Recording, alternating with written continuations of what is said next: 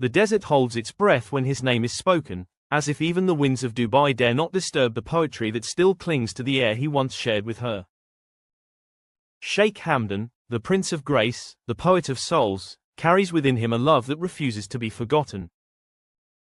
Time may move forward, seasons may change, yet her memory continues to dance with the winds, threading through the palm trees, echoing against the minarets, and whispering through the night as though the entire city has vowed to remember her. Her essence lingers in every breeze that brushes past his face, gentle, unseen, eternal.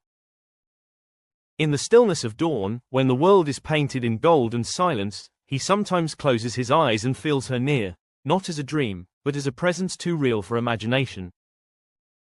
The air smells faintly of the perfume she once wore, that soft trace of jasmine and devotion, and he smiles with the kind of ache only true love can leave behind. For her love was not a chapter in his story, it was the ink that wrote every word. And even now, the winds seem to know her rhythm, carrying her name across dunes as if Dubai itself remembers the melody of her soul. When they met, it was not under chandeliers or royal gatherings, it was beneath the open sky, where the desert met the horizon, where the stars looked on like silent witnesses. She was simplicity cloaked in mystery, beauty without intention, the kind of woman who could make the universe hold still. She did not kneel before his title, she looked into his eyes and saw the man behind the prince. In that moment, time folded into itself. The wind had shifted that night, and even then, he felt it, the world had chosen to remember this meeting forever.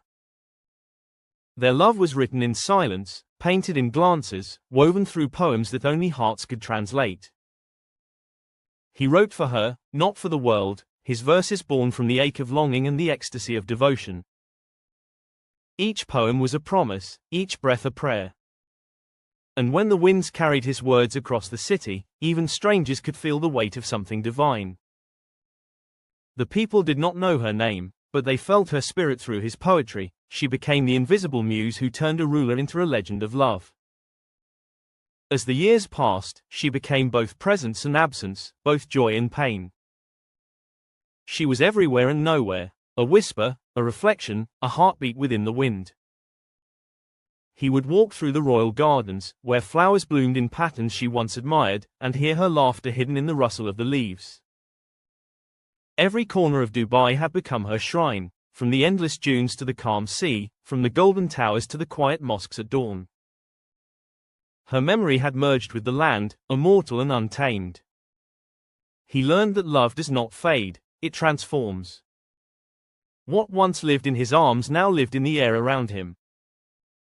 When the wind brushed against his skin, he would pause, for it felt like a touch he had known before, a tender reminder that she had never truly gone.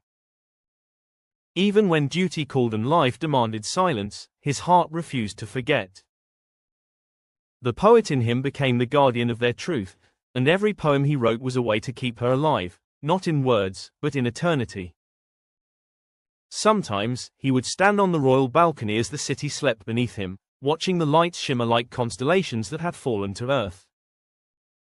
The wind would rise gently, caressing his face, and he would whisper her name into the dark. "Do you still hear me?" he would ask softly. And though the night offered no answer, he always felt a reply, a warmth in the air, a shiver in his soul, as if love itself breathed back.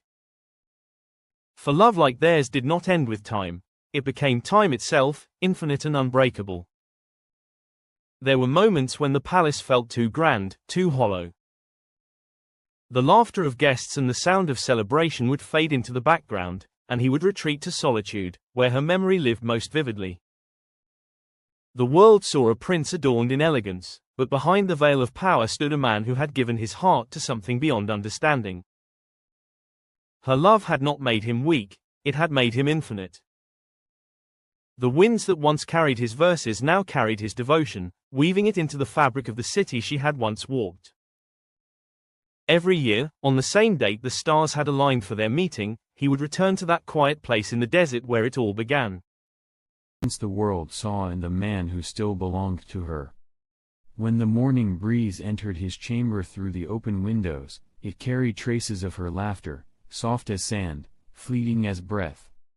He would pause, close his eyes, and let the wind brush against him like a kiss from the past, a reminder that love never truly departs, it only changes its language.